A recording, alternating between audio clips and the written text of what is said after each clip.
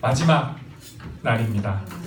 그동안 고생 많으셨고 저희가 오늘을 끝으로요 방학에 들어가는 겁니다. 그리고 9월 초에 2학기가 시작이 돼서 9월 초부터 다시 남은 신약에 대해서 살펴보는 것으로 하겠습니다. 네. 들어가도 될까요? 네. 오늘 마지막 시간인데 지난주에는 마가복음이었고요. 오늘은 마태복음입니다. 근데 감사하게도 저희 또 담임 목사님 설교도 마태복음이잖아요. 네, 오늘 공부를 해두시면 앞으로 설교를 들으실 때 유용하지 않을까 싶습니다. 그래서 첫 복음서의 첫 시작이었던 마가복음이 지난주와 지지난주였고 오늘 신약 성경 공부의 마지막이 복음서의 첫 책인 마태복음입니다. 마지막 날 첫 책을 보게 되는 시간인데 마태복음 제목을 더 나은 의로 뽑았어요. 오늘 저희 공부의 중심이 될 단어입니다. 더 나은 의. 한번 가보도록 하겠습니다. 구조부터 살펴봐야 하는데요. 마태복음은 조금 독특한 구조가 있어요. 그게 뭐냐면 마태복음이 모세오경의 구조를 따라가는 겁니다. 모세오경은 뭐냐면 율법이거든요. 그리고 구약을 상징하는 거예요. 그런데 신약 성경의 첫 책인 마태복음의 구조가 모세오경이 구약의 율법과 같다. 왜 그랬을까요? 신약인데 왜 구약의 구조를 가져왔을까요? 의도가 있겠죠? 살펴보겠습니다.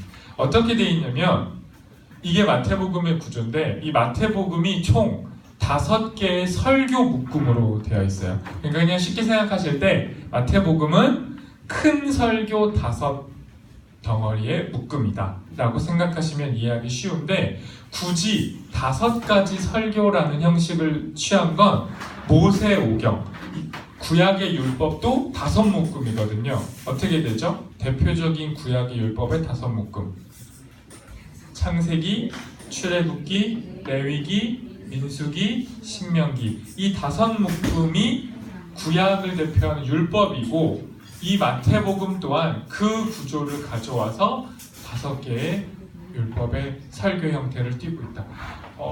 굳이 이렇게 5 덩어리로 한 이유는 뭐냐면요. 이 책을 읽는 사람들이, 이 책을 접하는 사람들이 대부분 구약 전통에 익숙한 사람들이라서 그래요. 다 율법을 알고 있고 모세오경을 알고 있기 때문에 그 사람들이 마태복음도 이렇게 5 부분으로 되어 있다라고 하면 접근하기가 쉽기 때문에 그러면 이 구조로 추론해 볼 수 있는 게 있어요. 마태복음은 대부분 어떤 사람들이 읽었을까? 이걸 추론할 수 있죠. 어떤 사람들이 읽었을까요? 마태복음은 율법에 친숙한 사람일까요? 율법을 전혀 모르는 사람일까요? 그렇죠. 율법을 전혀 모르는 사람에게 율법의 구조로 책을 쓰는 건 어리석은 거죠. 그래서 율법에 친숙한 사람들이 이 책의 독자에 가깝다. 이 정도 생각해 주시면 좋고요. 각각의 설교의 내용은 지금 다 다루지 않을 겁니다. 너무 많아서 넘어가는데 그냥 크게 제목만 볼게요. 산상설교는 마태복음의 중요한 설교 중에 하나인데 어떤 거 혹시 기억나시나요? 산상설교? 팔복 제일 유명하죠.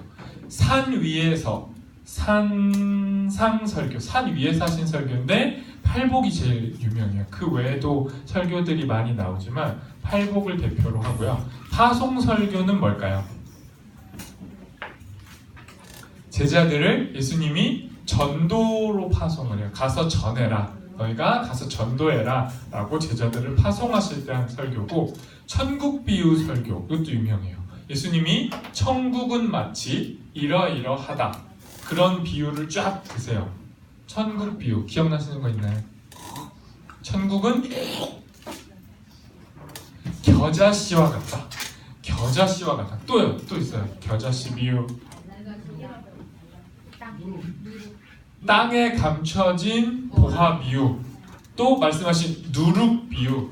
또요. 잃어버리냐. 그건 이제 누가복음에 나오는 거. 여기 마태복음에서는 씨 뿌리는 거. 씨앗 뿌리는 비유. 아까 말씀하신 밭에 감추인 보화 비유, 진주 비유, 누룩 비유, 그물에 관련된 그물을 펼쳐서 걷어들이는 이런 비유들이 천국의 비유로 되어 있고요. 교회 설교가 있는데 이게 아주 독창적인 겁니다. 다른 복음서에는 이런 게 없어요. 교회라는 말, 이따 뒤에 하겠지만 교회라는 말도 마태복음에만 나옵니다. 복음서 안에서는 교회 설교 어떤 게 있을까요? 예수님 당시에 이 마태복음이 쓰여질 당시에 이미 교회가 존재했던 걸 상정하는 겁니다. 그래서 이미 예수님의 죽음과 부활을 경험하고 고백하는 사람들이 교회를 이루고 있는데 모여서 살다 보니까 발생하는 문제들이 있어요. 그 문제에 관한 지침입니다. 이 교회 설교가. 그래서 예를 들면 너희가 교회 생활할 때는 높아지려고 하지 말고 자기를 낮춰라. 왜 너희는 모이기만 하면 그렇게 자기 이름을 드러내고 내가 좀 더 낫다라는 걸 말하려고 하냐. 그런 문제가 많았던 것 같아요. 그래서 설교 때 낮춰라. 자기를 낮춰라. 어린아이같이 되라. 이런 설교가 있고 또 심하게 싸우면 풀어야 되잖아요. 그러니까 예나 지금이나 교회에서 다툼이 많았던 것 같아요. 근데 화해를 어떻게 하느냐? 처음에는 당사자끼리 풀어라. 근데 안 되면 지도자가 가서 권해라. 그래도 안 되면 교회가 가서 말해라. 이 경우는 뭐예요? 더 큰, 그러니까 어떤 교회의 행정적인 방법의 절차도 설명하는 거예요. 그래서 그런 지침들이 교회 설교 안에 담겨져 있고 심각하게 싸웠을 경우 용서하는 방법에 대해서도 이야기하고 있습니다. 그리고 마지막 심판과 종말 설교는 익숙하실 거예요. 마지막 때에 어떠한 심판이 임하는가인데 마태복음의 심판은 특징이 있습니다. 그게 뭐냐면 바리새인과 서기관과 같은 행태를 심판하시는 거예요. 그러니까 교회 생활하는데 너희가 바리새인과 서기관처럼 살고 있다면 심판받을 거다. 그래서 심판 목록에 다 바리새인과 서기관이 이렇게 행동한다. 그러면 심판받아. 이런 식이에요. 바리새인과 서기관이 어떻게 행동했는지는 차근차근 살펴보도록 하겠습니다. 이게 마태복음의 큰 구조, 뼈대입니다. 그러면 바로 읽기로 들어가는데요. 지금까지 마가복음도 그랬지만 포인트가 있어요. 마가복음에서 기억나는 읽기 포인트 있으신가요? 뭘 꼭 봐야 된다. 읽을 때 요러요러한 거 보세요. 마가복음 반전, 역설을 보십시오. 8장을 잘 보십시오. 올라가다가 꺾이는 부분 잘 보십시오. 그랬고 마가복음에서 또 마가복음에 뭐가 있었죠? 관전 포인트? 어려운 걸 기억하시네요. 저항도 있었죠. 저항, 예수님의 저항. 그리고 마지막 결말을 잘 보시라고 했잖아요. 마가복음은 마지막에 왜 그렇게 흐릿하게 끝내는지, 여인들이 무서워 아무 말도 못했더라. 왜 그렇게 끝내는지 이런 거 보시라고 했고요. 마태복음의 포인트는 조금 다릅니다. 마태복음의 첫 번째 포인트 이겁니다. 교회를 기억하셔야 돼요. 마태복음은 누구를 위한 책? 교회를 위한 책이에요. 특별히 초기의 기독인들, 초기에 예수님을 믿었던 사람들의 지침서 같은 거예요. 행동 규정, 행동 강령 같은 겁니다. 네, 그래서 복음서 중에 마태복음에만 교회라는 에클레시아, 부르심을 받은 자들의 모임이라는 뜻의 모임이라는 교회라는 단어가 마태복음, 복음서 중에는 마태복음에만 있어요. 그러니 당연히 마태복음을 교회 복음서라고 해도 되는 거죠. 네, 여기에 교회라는 말이 나오고요. 두 번째는 제자들에 대해서 긍정적이에요. 마가복음은 제자들에 대해서 어떠했죠? 마가복음은 제자들을 믿음이 적다고 했나요? 믿음이 없는 자들이라고 했나요? 네, 믿음이 없는 자들이라고 했어요. 근데 마태복음은 제자들에 대해 다소 긍정적인 표현을 하게 됩니다. 그래서 믿음이 아예 없는 건 아니고 믿음이 적었고, 교회가 뭡니까? 제자들을 통해 이루어지는 거예요. 제자는 뭐예요? 예수님을 따라가는 사람들이죠. 그러니 예수님을 따라가다 보면 처음에는 서툴지만 배워가다 보면 성숙해져 간다. 교육적인 책이에요. 그러니까 아예 그 가능성을 밟아버리면 교육이 일어나지 않아요. 아이들을 교육할 때 너는 배울 자세가 안 돼 있어. 너는 가르쳐도 안 되겠다. 너는 돌아가라. 이래버리면 교육이 안 되죠. 그래서 제자들에게 미흡하지만 가능성이 있고 그 제자들이 예수님을 점점점 알아가게 된다라는 흐름으로 마태복음은 제자들에 대해서 긍정적입니다. 그리고 아버지와 아들과 성령의 이름으로 세례를 베푼다라는 표현들이 나와요. 이게 뭐냐면 세례는 교회와 관련된 단어예요. 그러니까 세례는 뭐냐면요, 예수님을 믿는 사람들의 모임이 점차 조직화되어 갔다라고 보시면 돼요. 그래서 이거는 입회식인 거죠. 그러니까 우리 조직에 들어오려면 너의 신분이 변화되어야 하고 그 징표로 세례를 베푸는 거예요. 그러니까 이런 걸 보면 이 당시에 마태복음이 쓰여질 때는 교회가 형성돼 있구나. 그래서 마태복음은 교회 구성원들을 향한 책이다. 이렇게 이해하시면 좋을 것 같습니다. 자, 그러면 마태복음을 좀 더 이해하기 위해서 모세를 살펴봐야 하는데, 이유는 제가 설명을 드렸어요. 왜냐하면 마태복음을 읽고 마태복음이 쓰여질 당시의 공동체는 모세와 굉장히 친숙했고 모세의 율법에 익숙한 사람들이었어요. 그럼 이 사람들한테 복음을 효과적으로 전하려면 모세와 비교해서 예수님을 전하면 이해가 빠른 거예요. 그래서 굳이 모세와 예수님을 비교하면서 복음을 전하는 방식입니다. 볼까요? 이렇게 돼 있어요. 모세는 바로 때문에 히브리인들의 아이들이 학살을 당할 때 살아남았거든요. 근데 예수님 어때요? 예수님도 헤롯에 의해 베들레헴 아이들이 다 죽임을 당할 때 살아남으셨죠. 비교가 되죠. 또 모세는 기적적으로 죽임을 면해요. 그 산파들이 믿음으로 아이들을 죽이지 않고 또 어떻게 되죠? 방주와 비슷한 갈대 상자에 담겨서 또 죽음을 피하잖아요. 예수님도 애굽으로 예수님의 부모였던 요셉과 마리아가 피난을 가서 죽음을 면해요. 비슷하죠? 또요. 모세는 시내산에서 40일을 금식해요. 율법 받기 전에요. 근데 예수님도 광야에서 40일 금식하세요. 그러니까 예수님이 광야에 40일을 금식하셨네라는 본문을 읽을 때 독자들은 모세랑 비슷하네 이런 느낌을 받는 거예요. 그리고 모세가 율법을 받는 게 가장 중요한 사명이었는데 모세가 율법을 어디서 받죠? 산에서. 어느 산에서 받죠? 시내산. 그러면 예수님도 새로운 율법을 제정하고 선포하세요. 신약의 율법. 그걸 어디서 하세요? 산 위에서. 그래서 뭐예요? 산상설교잖아요. 이것만 봐도 예수님과 모세가 어때요? 비슷해 보이는 겁니다. 이걸 보셔야 돼요. 그래야 마태복음을 읽을 때 모세 이야기와 비슷하구나 이렇게 보시는 게 이해가 빠릅니다. 자, 그러면 굳이 이 모세와 비교해서 마태복음이 복음을 전하는 의도가 있을 텐데요. 그 의도를 어떻게 드러내냐면 이런 방식으로 드러내요. 꼭 표현을 이렇게 합니다.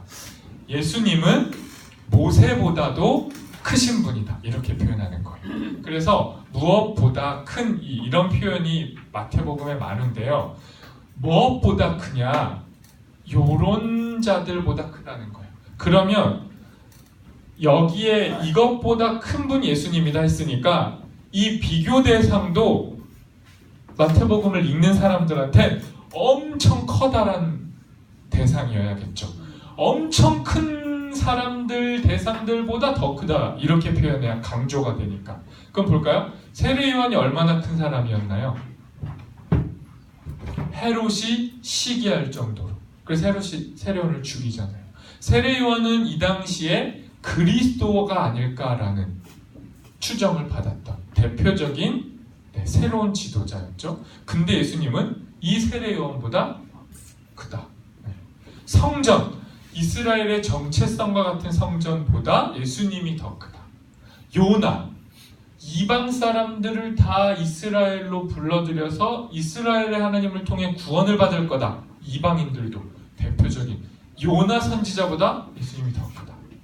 솔로몬, 다윗 말할 필요가 없죠. 이스라엘을 대표하는 왕들, 이 왕들보다 예수님이 더 크다. 이렇게 비교를 하면 사람들이 정말 예수님이 어떤 분이실지 궁금하게 되는 거죠. 이런 표현들을 썼고요.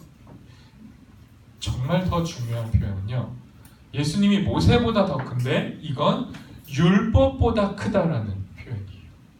이게 무슨 말이냐면 예수님 당시에 율법이 다 있었어요. 그리고 사람들이 율법을 암송도 했고 율법을 몸으로 직접 지켰죠. 율법을 굉장히 강조했던 사람들인데 예수님이 그 율법 앞에다가 율법을 다 말하세요. 율법에서는 이렇게 하라고 했지, 너희 다 알지? 하지만 나는 너희에게 새롭게 율법을 명한다. 그러니까 뭐예요? 예수님은 율법을 제정하시는 분이 되는 거예요. 하나님과 같은 분이 되는 거예요. 새로운 율법의 창시자. 그래서 예수님은 모세보다 율법보다 크신 분이라고 정의가 되는 겁니다.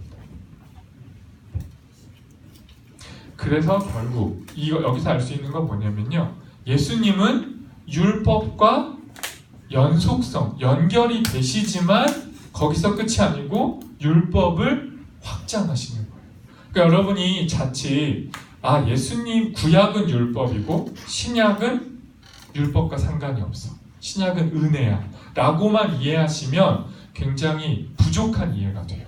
왜냐하면 예수님은 율법을 없애신 분이 아니라 구약의 율법을 이어받으신 분이고요, 그 율법을 보다 크게 확장하신 분이에요. 그래서 성경은 예수님이 율법을 폐하러 오신 게 아니고 완성하러 왔다라고 표현하잖아요. 그러니까 여러분이 나는 이제 율법으로부터 자유해, 나는 이제 율법이 필요가 없어 라고 말하시면 예수님과 안 맞는 거예요. 그래서 마태복음이 논란의 책이에요. 마태복음을 깊이 읽으면 이런 느낌이 들거든요. 율법을 여전히 지켜야 되는 것 같은 뉘앙스를 줘요. 네. 근데 이 고민은 우리도 해야 돼요. 우리는 이제 구약의 율법을 지키진 않지만 여러분 예수님 믿어요. 여러분 예수님 믿게 되셨으면 법을 안 지켜도 되나요? 당장 잡혀가시잖아요. 그죠? 근데 사회법 말고 헌법 말고 여러분 예수님 믿게 됐다고 해서 이제 아무런 규칙과 질서가 없고 마음대로 신앙생활을 하셔도 되나요? 아니잖아요. 네. 당장의 싸움이 일어나요. 이 안에서만 여러분이 마음대로 신앙생활 하시면. 그러면 이 관계가 뭘까? 더 이상 율법, 어떤 행위, 규정, 질서랑 은혜랑은 무슨 관계일까를 고민하게 돼요. 마태복음 읽다 보면. 그건 조금씩 더 살펴보도록 하겠습니다. 마태복음은요, 조금 더 특징을 살펴보면 유대적이에요. 네, 율법적이라 보셔도 되는데 그 특징을 좀 볼게요. 왜 유대적이냐면요, 마태복음은 구약에 대한 언급이 너무 많아요. 약 100회 정도 구약 성서를 인용하고요, 그게 예수님을 통해 성취됐다 이런 표현이 많아요. 대표적인 게 뭐 있을까요? 예수님 태어날 때부터 처녀가 잉태하여 아들을 낳으니 그 이름을 임마누엘이라 하라라고 구약에 돼 있었는데 예수님을 통해 그게 성취되었다 이렇게 표현하는 거예요. 그런데 이렇게 구약 성서를 인용할 때 구약에 있는 그 구약을 그대로 인용하진 않고요, 신약적인 맥락으로 살짝 변경해서 인용해요. 단어도 달라지고 지명도 달라져요. 그러니까 있는 그대로 우리가 적용하는 건 좀 무리가 있고요. 중요한 건 구약적인 맥락의 성서를 신약 이 마태복음이 인용을 하는데 그 연결은 예수님. 그러니까 구약의 말씀이 예수님 안에서 이루어진다. 이게 굉장히 많이 등장한다. 기억해 주시면 좋겠고요. 두 번째 특징은 하늘나라라는 표현이 많아요. 여러분이 이 하늘나라, 쉽게 천국이라는 말이 복음서 중에 마태복음에 집중적으로 드러나요. 그러니까 여러분이 흔히 천국 하시는데 그 말이 출처가 마태복음인 거예요. 그런데 다른 곳에서는 하나님 나라라고도 하는데 굳이 하늘나라라고 하는 이유도 있죠. 그 이유도 살펴볼 건데 지금은 기억만 해주세요. 왜 하늘나라라고 했을까? 여러분 흔히 근데 이미 상식적으로 아시는 거는 하나님 나라라고 안 하고 하늘나라로 하는 이유에 대해서 아시는 거 있나요? 왜 이렇게 표현했는지? 설교 때 많이 듣지 않으셨나요? 하나님이란 말을 안 쓰고 하늘로 쓴 이유. 모르시군요. 하나님이라는 단어가 너무 높고 거룩한 단어라서 이스라엘 유대 사람들이 함부로 이 말을 하지 못했던 역사가 있어요. 그래서 하나님이라는 걸 글로도 안 썼고 말로도 하지 않아서 잊혀져 버린 용어예요. 그러니까 지금 사실 고대 유대인들이 하나님의 이름을 어떻게 불렀는지는 재현이 불가능해요. 왜냐하면 단어도 이제 원형 그대로 남아있지 않고 발음도 남아있지 않아서 그러니까 우리가 여호와라는 말도 정말 여호와라고 발음했는지 야훼라고 발음했는지 알 수가 없어요. 한마디로 하나님의 이름이 그만큼 접근이 어려운 말이어서 이렇게 하나님이라고 안 쓰고 하늘이라는 말로 대체해서 사용했다. 이게 이제 상식인데 제가 그래서 알려드린 겁니다. 대부분 그렇게 알고 있어요. 하나님이라는 말은 하늘로 대체해서 쓴다. 그런데 마태복음은 좀 더 다른 의미가 있어요.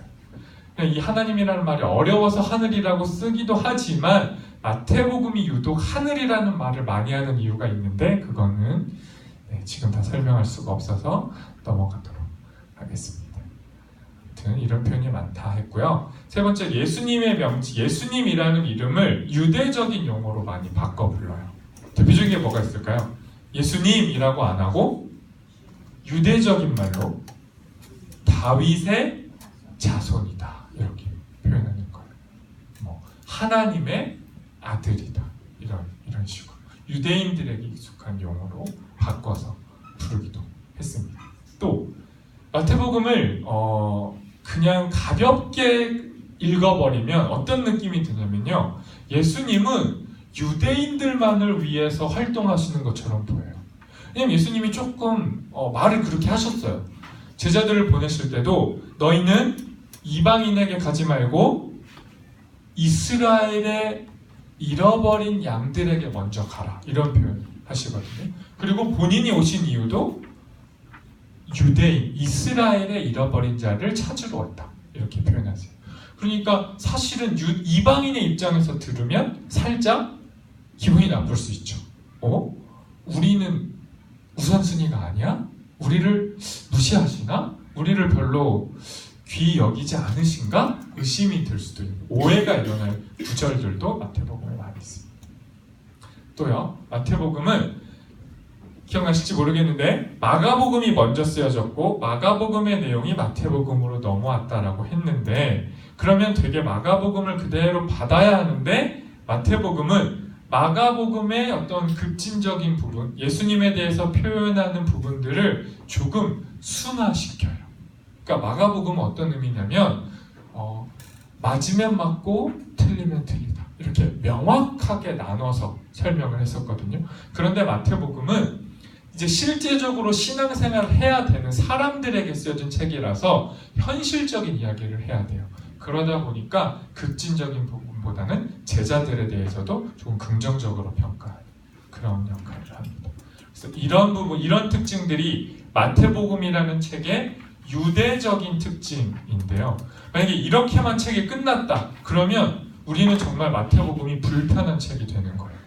너무 율법 강조하고 유대인들 중심적이고 이렇게 보니까 읽고 싶지가 않겠죠. 그런데 이방 지향적인 특징이 당연히 있습니다. 그래서 성경은 꼼꼼히 보셔야 돼요. 꼼꼼히 보면 어떤 일들이 일어나냐? 마태복음은 족보가 많이 나와요. 누구의 아들, 누구의 아들, 누구의 아들 해서 예수님의 족보에 관한 부분이 쭉 나오는데 거기에 누구 이름이 나오죠? 여자는 여잔데 심지어 이방 여인의 이름이 나와요.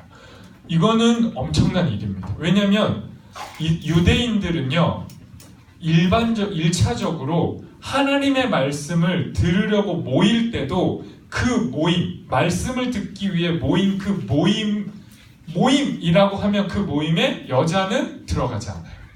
그러니까 유대인들한테는 하나님 말씀을 듣는 모임도 남자들의 모임이에요. 족보도 당연히 남성 중심적으로 쓰이겠죠.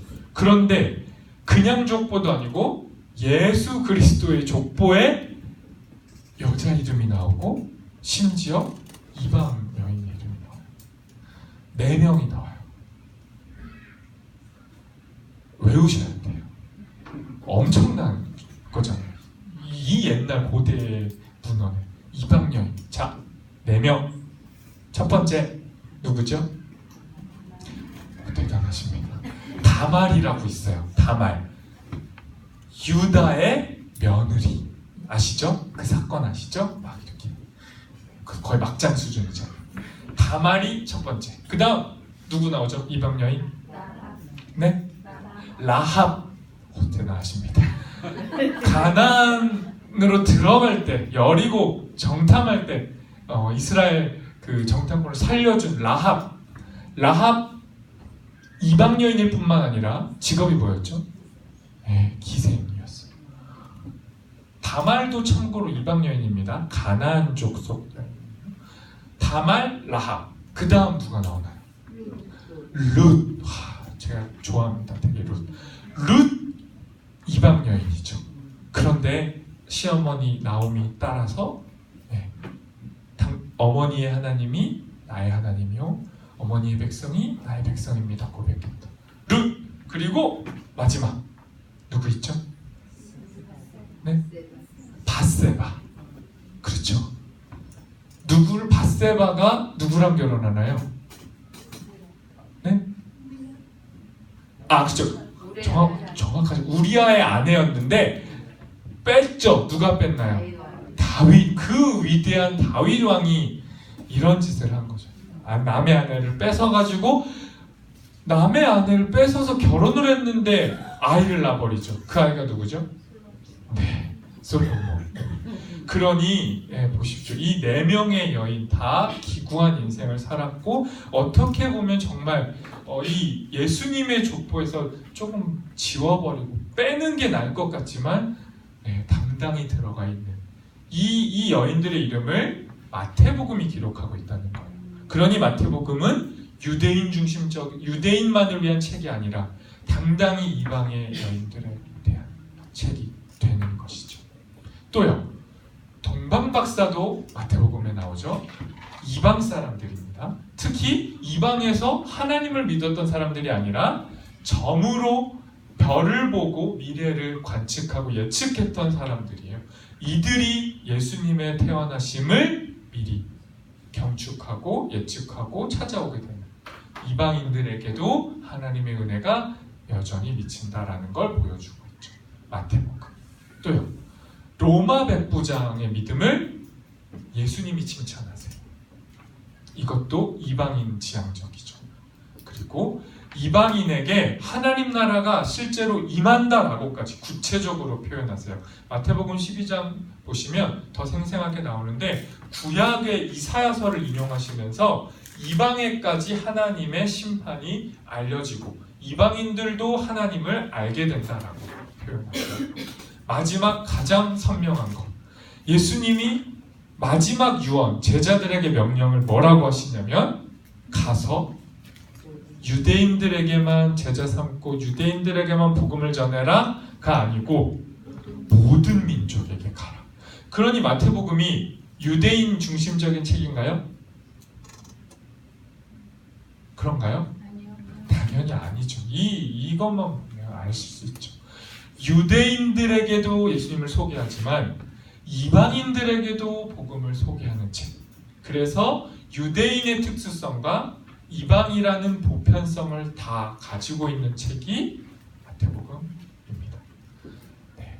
이거는 주보에 보시면 당구장 표시로 되어 있는데요. 그런데 이거 왜 넣어놨냐면 성경을 읽으실 때 문자 그대로 읽고 이 명령에 순종해야지 하면 오해가 일어날 수 있어요. 대표적인 예가 이런 건데 마태복음에 그 피를 우리와 우리 자손에게 돌릴지어다 라는 구절이 있어요.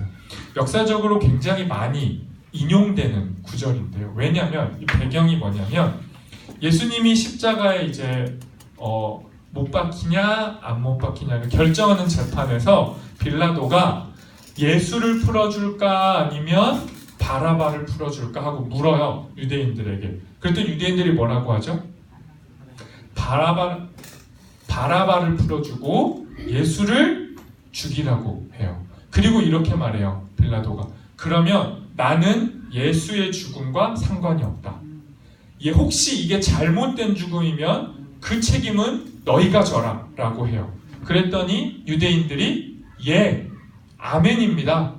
만약 예수가 잘못 죽는 거면 그 핏값과 저주를 우리 유대인과 우리의 자손이 받겠습니다. 이렇게 말하는 본문이에요. 그러면 이걸 어떻게 생각할 수 있어요? 후대. 유대인들이 예수를 죽였구나. 유대인들이 잘못했네 라고 오해될 수가 있어요. 마가복음 공부 때 말씀드렸지만 예수님은 엄밀히 말하면 정치범으로 죽으신 거거든요.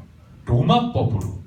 그런데 이 구절을 보고 그리스도인들이, 예수님을 믿는 사람들이 예수님 죽인 건 유대인들이야. 유대인들이 바라바를 죽이고 예수님을 안 죽였으면 우리 예수님 안 죽어도 됐잖아. 예수님의 핏값은 유대인들이 받아야 돼 라고 이 구절로 확신을 하게 돼버리면 어떤 문제가 생겨요? 유대인들이 고통받을 때, 유대인들이 진짜 피를 흘릴 때 이 구절을 보고 성경이 이루어지고 있네. 자기들이 핏값 받겠다고 하더니 제대로 핏값 받고 있네 라고 말할 수 있어요. 실제 역사에서 그런 일이 일어났죠. 언제 일어났죠? 히틀러가, 나치가 유대인들을 가스실에서 대량으로 학살하고 죽일 때 예수를 믿는다라고 고백하는 교회 다니는 목사님과 성도들이 이 구절을 인용해서 유대인들이 수백만 명이 죽어나가는 건 합당한 일입니다. 저들이 그 죄값을 이제 받는 거고 그 죄값을 히틀러가 메시아가 돼가지고 이제 대신 처형하고 있으니 우리의 히틀러는 메시아처럼 위대한 지도자고 유대인들의 죽음은 성경적으로 합당합니다 라고 고백했어요. 그렇게 합리화했어요. 그게 맞는 얘기예요? 지금 들으실 때 유대인 600만 명이 죽어나가는데 성경이 이루어지고 있습니다 라고 말하는 게 정상적이라고 생각이 드시나요? 성경 보고 제대로 말한 건가요? 네. 말도 안 되는 일을 너무 자연스럽게 했어요. 그 사람들이. 뭘 근거로? 성경을 근거로. 그러니까 여러분들도 그래 독일 사람들 왜 그랬지?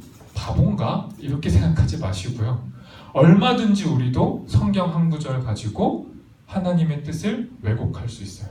성경에 써 있잖아요. 그러니까 우리가 저 사람들 정죄해도 됩니다. 이거는 매우 위험한 생각이 될 수 있습니다. 그래서 대표적으로 넣어놨습니다. 네, 다시 넘어가서요. 마태복음은 유대인 중심적으로 보이기도 하고 이방인 중심적으로 보이기도 한데 왜 이렇게 상반된 관점이 나타나는가? 왜 우리 이렇게 헷갈리게 하는가? 그냥 쉽게 좀 성경을 쓰시지 왜 이렇게 헷갈리게 하나요? 네, 그 이유는 먼저 말씀을 드렸습니다. 왜냐하면 마태복음을 읽는 독자가 1차적으로는 유대인이라서 그래요. 그래서 유대인들에게 유대인의 이야기로 설명을 할 수밖에 없어서 유대인 지향적으로 보이는 거예요. 하지만 예수님은 유대인들만을 위해 쓰신 게 아니라 유대의 전통을 가진 예수 믿는 사람들이 더 멀리 나아가서 이방인에게도 복음을 전하기를 원했기 때문에 그 시작을 유대 중심적으로 하신 거예요.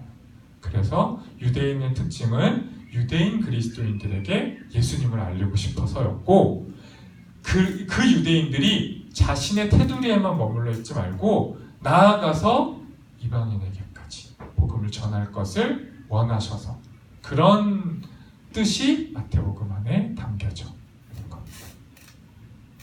네, 그러면 알겠어요, 목사님. 이제 마태복음의 구조도 알겠고 유대인 특징, 이방인 특징이 잘 섞여 있는 것도 알겠는데, 그러면 결국 마태복음이 우리에게 말씀하시고자 하는 핵심이 뭔가라고 보면 그게 뭐냐면 윤리예요. 그러니까 마태복음은 당신들이 예수를 믿는다라고 고백한다면 이제 윤리적으로 살아야 됩니다를 말하는 거예요. 그래서 윤리가 강조되는데요. 이 윤리는 도덕이랑은 좀 다른 거예요. 그러니까 그냥 착하게 살아야 된다. 예수 믿는 사람들도 거짓말하지 말고 남 속이지 말고 서로 잘 베풀고 착하게 살자. 그 얘기가, 그 윤리가 아니에요. 이 윤리는 다른 사람을 내가 지배하려고 하면 안 된다를 말하는 거예요. 근데 대부분의 이 유대인들이 어떻게 했죠? 자기 율법을 가지고 다른 사람을 정죄했어요. 그리고 항상 판단했고 남을 가르치려고 했어요. 그게 복음의 윤리와 다르다라는 걸 말하고 싶은 거예요. 복음은 그런 윤리가 아니다. 그래서 보시면요, 이런 표현이 있어요. 마태복음에서 산상설교에서 가장 중요했던 부분 중에 하나 팔복도 있지만, 그 모든 산상설교를 이렇게 요약할 수 있어요. 뭐냐면 예수님이 바리새인과 서기관보다 더 나은 의를 행해라 라고 명령하시는 이 구조. 이거 너무너무 중요해서 이렇게 보면요, 마태복음 5장 20절 이렇게 되어 있습니다. 내가 너희에게 이르노니 너희의 의가 서기관과 바리새인보다 더 낫지 못하면 결코 천국에 들어가지 못한다. 이 구절 유심히 보셔야 됩니다. 여러분, 천국에 가셔야 되잖아요. 안 가셔도 되는 분 있나요? 목사님, 저는 교회 다니는 이유가 천국 가려고 그래서 다니는 거 아닙니다. 저는 천국 없어도 교회를 다니는 그런 사람입니다. 사심 없는 사람입니다. 네, 그러신 분들 제가 기도하겠습니다. 꼭 천국에 가시길. 천국에 들어가는 건 중요한데 어떻게 해야 되냐? 조건이 있어요. 서기관과 바리새인보다 더 의로워야 되는 거예요. 그러면 서기관과 바리새인이 어느 정도 수준이었는지를 먼저 아셔야 돼요. 그래야 내가 저들보다도 높아야 되는 거를 실천할 수 있겠죠. 그러면 서기관과 바리새인이 어느 정도 수준이었는지 이렇게 말씀합니다. 이거는 같이 읽어보겠습니다. 중요해요. 그러므로부터 한번 읽어보겠습니다. 같이 읽어보겠습니다. 그러므로 무엇이든지 그들이 말하는 바는 행하고 지키되 그들이 하는 행위는 본받지 말라. 그들은 말만 하고 행하지 않느니라. 서기관과 바리새인의 수준이 이거라는 거예요. 뭐냐? 서기관과 바리새인들이 하는 말은 옳은 말이에요. 그래서 예수님이 뭐라고 해요? 그들이 하는 말은 그대로 행하고 지키라는 거예요. 그러니까 바리새인과 서기관들이 틀린 말 한 적은 없어요. 하나님 말씀 잘 지키라는 거예요. 그런데 그 말은 예수 믿는 사람도 다 지켜야 돼요. 그런데 행위는 본받지 말래요. 무슨 말이에요? 이 서기관과 바리새인들은 말만 하고 자기는 안 지켜요. 말은 하고 지키지 않는 행위는 본받지 말라는 거예요. 그러면 서기관과 바리새인보다 나으려면 예수 믿는 사람은 어떻게 해야 돼요? 말도 하고 행위도 있어야 돼요. 훨씬 어렵죠. 또요. 이 서기관과 바리새인이 어떤 의냐면요, 천국 문 앞에 딱 서요, 자기들이. 그래서 천국은 이러한 곳이고 이러이러해야 들어갈 수 있고 천국에서 이렇게 사는 게 합당한 삶입니다. 다 말하면서 그 문 앞에 서가지고 다른 사람들 못 들어가게 해요. 그리고 자기들도 안 들어가요. 그런 행위를 하고 있는 거예요. 예수 믿으면 복음은 이런 거고요. 예수 믿으면 이렇게 좋아요. 막 말은 하는데 정작 자기는 예수님을 따라가지 않아요.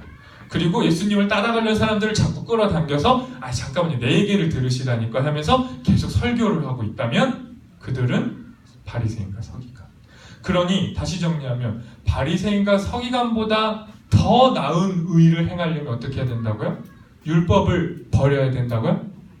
율법을 지킬 뿐만 아니라 말도 전하고 행함도 있어야 돼요. 그런데 여기서 끝이 아니에요. 예수님은 더 높은 수준을 요구해요. 그게 뭘까요? 이것도 힘든데 말한 대로 지키는 것도 쉽지가 않아요. 근데 예수님은 더 높은 걸 요구하셨어요. 힌트는 팔복에 나와요. 팔복이 엄청 어려운 계명이거든요. 보통 학자들은 팔복은 신앙의 엘리트들을 위한, 모든 사람이 지킬 수 없는 구절이야 라고까지 말해요. 저는 동의하지 않지만 어느 정도냐면 율법을 말하고 행하고 더 나아가서 말하고 행함으로 박해를 받게 돼요. 예수를 믿는 삶을 말로도 하고 행함까지 해버리면요, 모두 이 세상을 살 때 편하지가 않고 박해를 받는다는 거예요. 예수님 때나 지금이나. 예수님이 뭐라고 하셨냐? 그 박해를 받을 때, 율법을 지킴으로 박해를 받을 때 뭐 하라고요? 짜증내라고요? 박해를 받을 때 뭐 하라고요? 기뻐하라고 하셨어요. 그게 더 나아요. 너무 어려워요. 이왕 이렇게 된 거 제가 더 어렵게 해드릴게요. 어느 정도냐? 너희가 예수를 믿고 율법을 지킴으로 가난해진다면, 마음도 가난해지고 경제적으로도 가난해진다면 예수님 어떻게 하라고 하셨죠? 가서 재테크를 해라. 너희의 경제와 마음이 회복되리라. 이러셨나요? 나를 믿어서 가난해지면 기뻐하라고 하셨어요. 천국이 너희 것이다. 위로가 되세요? 묻지 않겠습니다. 위로가 되시면. 여기서 끝이지 않나요? 심령이 가난한 자들에게도 기쁨이 있다고 말씀하시고, 또 뭐라고 하셨냐면 나를 믿고 나를 따라오다가 보면 박해를 받는데 너희는 그 박해로 인해 온유해질 거라고 하셨어요. 마음이 온유해질 거라고. 또요, 박해를 받다 보면 애통함이 나올 거라고 하셨어요. 절로 기도가 나올 거라고 하셨어요. 더 이상 가난하고 싶지 않아요, 이 기도가 아니고요. 예수님을 가난해도 계속 따라갈 거예요 라는 기도가 절로 나오는, 정말 의에 줄이고 목이 마른 상태가 될 거다. 어떻게 할 때? 율법을 지키고 예수를 따라갈 때. 또 어떻게 된대요? 지금 제가 팔복 얘기하는 거예요. 팔복 다 외우시잖아요. 8개 정도. 심령이 가난한 자, 애통한 자, 온유한 자, 의에 줄이고 궁핍한 자, 또 긍휼히 여기게 된다고 하셨어요. 나를 믿고 나를 따라오다 보면 너희 옆에 나를 믿고 나를 따라가는 수많은 사람들의 모습을 보면서 그들을 향한 긍휼이 나올 거라고 하셨어요. 예수를 믿지 않는 자들을 보면 저주가 나오는 게 아니고 저들을 향해 긍휼이 나온다고 하셨어요. 그게 더 나은 의예요. 또 긍휼이 여겨진다. 또 뭐 있죠? 마음이 화평케 된다고 했어요. 또요. 제가 너무 어려운 질문을 막 던지고 있죠. 심애 온의 긍휼, 제가 지금 헷갈려요. 심애 온의 화평케 하게 되고요. 마지막에 박해를 받을 때 하나님의 의에 갈급해진다라고 했어요. 아무튼 이 8가지. 더 나은 의가 이렇게 어려운데 예수님 따라가실 수 있으시겠나요? 율법을 말로도 하고 행함도 하고 행해서 받는 박해도 기뻐하라. 이게 예수님이 말씀하시는 서기관과 바리새인보다 더 높은 의예요. 그리고 이 의를 행하지 않으면 천국에 못 간다는 거예요. 질문이 생기셔야 합니다. 그래서 더 나으니 이렇게 정리할 수 있습니다. 더 나으니는 예수님을 통해 주어지는 새로운 율법이에요. 구약의 율법을 없앤 게 아니고요. 구약의 율법에다가 더 첨가되는 거예요. 네. 율법을 지키다 박해받으면 기뻐하라는 사항까지 붙어버린 거죠. 그래서 율법을 하늘로부터 임하는 의라고 할 수 있어요. 그 이제 팔복에 잘 나타나요. 넘어가 볼까요? 그러면 이렇게 높은 수준의 의를 제가 삶으로 실천을 하다 보면요, 어떻게 되냐? 이런 일이 일어난대요. 내가 더 나은 의를 실천하다 보면요, 어떻게 되냐면 내가 진짜 천국 가려면 잘 살아야지, 바르게 살아야지를 고민하게 되는 게 아니에요. 그냥 더 나은 의가 제 몸에 배어버리면 나는 아무 생각 없이 지극히 작은 자 하나에게 냉수 한 그릇을 주고 그냥 밥 한 끼 대접하고 그냥 조금 돌봤는데 어떤 평가를 받냐면 예수님이 너는 지극히 작은 자 하나에게 하듯 나에게 했다. 그러니까 너의 그 작은 실천과 행위가 예수님에게 한 행위가 된다는 거예요. 엄청난 일이 되는 거죠. 그러니까 마태복음의 윤리는 더 나은 일을 행하게 되면 일상에서 우리에게 그냥 쓱쓱 지나가는 작은 사람들에게 우리가 사랑을 실천하게 된다는 거예요. 의지적으로 하는 게 아니고요. 내가 선을 베풀어야 되는데, 내가 불을 도와야 되는데, 이거 못 도우면 나 천국 못 가는 거 아닌가? 그 고민을 하는 게 아니고 그냥 살아갔는데 최종 평가가 예수님 저는 한 게 없어요. 저 천국에 가기에는 너무 부족한 것 같아요. 막 천국 문 앞에서 이렇게 떨고 있는데 예수님이 말씀하시는 거예요. 넌 기꺼이 들어와도 된다고. 네가 알지 못하게 행동했던 것들이 다 나에게 한 행동이라는 평가를 받게 되는 거예요. 그러면 마태복음의 윤리를 요약을 정리하면 이런 겁니다. 마태복음 윤리는요, 남들에게 율법을 지키라고 강요하는 게 아니에요. 율법 지켜 그렇게 해서 타인을 올가매는 거, 그건 윤리가 아니에요. 그건 율법이에요, 그냥. 그런데 예수님 마태복음의 율법과 윤리는 남을 올가매는 게 아니고요, 예수님이 명하신 새로운 율법, 더 나은 의에 순종하는 거예요. 순종함으로 타인을 올가매지 않고 오히려 타인을 자유롭게 해주는 거예요. 순종함. 그러면 이렇게 정리할 수 있습니다. 목사님, 그럼 마태복음은 결국 행함이 있어야 구원받는다는 말입니까? 행위 구원을 말하는 책이었어요, 마태복음? 이렇게 위험한 책이었나요? 라고 저한테 질문하셔야 돼요. 질문이 안 드시나요? 제가 지금 설명한 방식대로 하면 더 나은 일을 행하지 않으면 천국에 못 간다. 그러면은 목사님, 그 정도의 의를 어떻게 행하죠?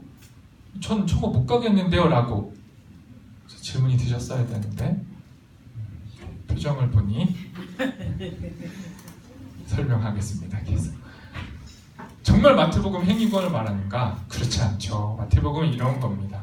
마태복음이 말하는 천국, 하나님 나라는 윤리가 뭔지를 바르게 이해해야지 이해할 수 있어요. 윤리가 뭔가. 그래서 제가 지금 윤리를 쭉 설명했고요. 그걸 정리하면 이렇습니다. 마태복음이 말하는 윤리는요, 구원받은 사람들이 하나님 나라를 펼쳐내기 위한 응답이에요. 무슨 말이냐? 마태복음이 더 나은 의, 더 높은 윤리를 실천하세요라고 말할 때 그 실천은 이미 구원받은 사람들에게 하는 말이에요. 그러니까 여러분이 구원을, 이 높은 수준의 윤리를 실천해야 구원받는 게 아니고요, 이미 구원을 받은 여러분이기에 담대하게 마태복음이 말하는 거예요. 가셔서 애통하시고 긍휼히 여기시고 다른 사람에게 선을 베푸십시오. 왜? 이미 구원이 당신에게 임했으니까. 그래서 구원받은 사람들이 감사의 응답으로 실천하는 게 마태복음의 윤리예요. 그래서 또 정리하면 이런 거예요. 우리는 행위를 통해 구원을 얻어내는 게 아니에요. 일정한 높은 수준의 행위가 있어야 구원을 받는다라는 도식은 기독교의 구원 도식이 아니에요. 기독교는 이미 하나님이 우리를 구원하기로 작정하셨기 때문에 이미 당신들이 구원을 받았으니 행함도 할 수 있다고 말하는 거예요. 그러니까 기독교는 굉장히 담대한 종교예요. 저는 못해요, 목사님. 저는 아직도 부족해요. 저는 저밖에 몰라요. 저는 말씀 순종 못해요. 이건 기독교에서 핑계가 될 수 없어요. 왜냐? 하나님이 그렇게 부족한 우리를 하나님 자녀라고 이미 선포해 버리셨기 때문에 우리는 행할 수 있게 된 겁니다. 그래서 마지막 정리인데요. 그 대표적인 정말 말씀을 복음을 실천한 분의 아주 대표적인 예로 이 보네퍼 목사님을 많이 예를 들어요. 보네퍼는 목사님이시고 신학자신데 어느 시대의 신학자고 목회자냐면 아까 말한 히틀러 당시. 히틀러가 유대인들을 대량 학살하고 수많은 교회와 목사님들이 히틀러를 찬양하고 사람 죽이는 것도 괜찮아 라고 말할 때 이분이 당당하게 그렇지 않다고, 틀린 거라고 소리 높였어요. 그리고 목사로서 차마 하기 힘든 히틀러를 암살하는 작전에 목사로서 양심의 고뇌가 심했지만 결국은 이게 십자가의 길이다라고 동의하고 히틀러 암살에 가담을 해요. 물론 성공하지 못해요. 그래서 가담했다는 죄목으로 잡히셔서 사형을 받게 돼요. 이분이 이런 글을 썼어요. 마태복음을 통해 본 구원과 행위의 관계는 순환하는 관계인데 이걸 좀 잘 설명하셨어요. 이거는 제가 읽어드릴게요. 이렇게 말하셨어요. 순종과 신앙은 분리되어서는 안 됩니다. 신앙은 오직 순종 안에서만 존재하지 결코 순종 없이 신앙은 있을 수 없다는데 그리고 신앙은 순종의 행위 안에서만 신앙일 수 있다는 데 있습니다. 오직 순종하는 사람이 있습니다. 순종은 아주 구체적인 명령을 준행해야 합니다. 그래야 믿어질 수 있습니다. 순종의 첫걸음을 내디뎌야만 자기 기만 값싼 은혜가 되지 않습니다. 중요한 것은 첫걸음입니다. 순종의 첫걸음이 베드로로 하여금 그물을 버리고 배에서 내려오게 했습니다. 무슨 말씀을 하는 거냐면요. 행해야 구원받는 게 아니에요. 구원을 받았기 때문에 행할 수 있어요. 근데 그럼에도 이미 구원을 받았기 때문에 행할 수 있지만 그렇다고 누구나 행할 수 있는 건 또 아니라는 거예요. 그러면 누가 행할 수 있느냐? 순종의 첫걸음을 내딛는 사람만. 그러니까 우리가 여기 다 앉아서 너무 예수님의 수준이 목표가 너무 높아요, 목사님. 어떻게 팔복을 실천합니까? 저거는 성경에나 있는 얘기지. 저는 그냥 소시민적으로 그냥 이렇게 살래요. 라고 할 수가 없어요. 그렇다고 오늘 문 밖을 나가는 순간 예수님처럼 자기를 희생하면서 성인처럼 살 수 있느냐? 그것도 아니에요. 그럼 어떻게 해야 돼요? 마태복음 우리 보고 어떻게 하라는 거예요? 성인처럼 살라는 거예요? 아니면 그냥 대충 살라는 거예요? 어떻게 하라는 거예요?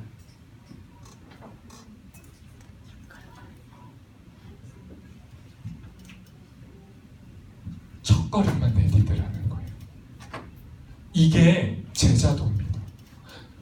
성경이 그렇게 중요하게 말하고 있는 제자된 삶. 구원을 어떻게 받냐고요? 묻지 마세요. 구원은 하나님이 그냥 주시는 거예요. 달라고 한 적이 없어요, 우리가. 그냥 예수님 통해서 주시는 거예요. 그러면 구원받은 삶은 어떻게 가능하냐? 첫걸음을 떼는 거예요. 예수님이 나를 값없이 구원하셨으니 그 은혜에 감사해서 믿음으로 한 걸음만 내딛어 보겠습니다. 그렇게 용기 있게 내딛으면요, 그 발걸음에 하나님이 은혜의 은혜로 우리를 밀어당기시는 거예요. 그래서 구원이 계속 이루어져 가는 거예요. 그러니 제자된 우리가 할 일, 마태복음이 우리에게 명하는 구체적인 기독교 윤리가 뭐냐? 나가서 아주 착하게 살아라가 아니라 나가서 막 살아라가 아니라 나가서 한 걸음을 떼라는 거예요. 근거는 뭐예요? 예수 그리스도. 이미 내 안에 예수님이 계시고 구원을 이루셨다는 그 믿음으로 한 걸음 이렇게 용기 내시라고. 그게 마태복음이 이렇게 길고 복잡하고 어렵게 쓴 결론입니다. 가서 모든 민족으로 제자를 삼아라. 저기 먼 땅끝까지 가서 복음을 전하라 라는 말만이 아니라 지금 너희가 속한 일상에서 한 걸음만 떼라. 그 이야기. 네, 이렇게 해서 신약이 보인다 첫 학기 마지막 마태복음으로 마지막 강의를 마쳤습니다. 그래서 9월에 첫 주에 첫 주가 될지 모르겠지만 9월에 이야기를 시작하도록 하겠습니다. 수고 많으셨고요. 네. 마지막으로 그래도 질문을 받도록 하겠습니다. 혹시 질문이 있으신가요?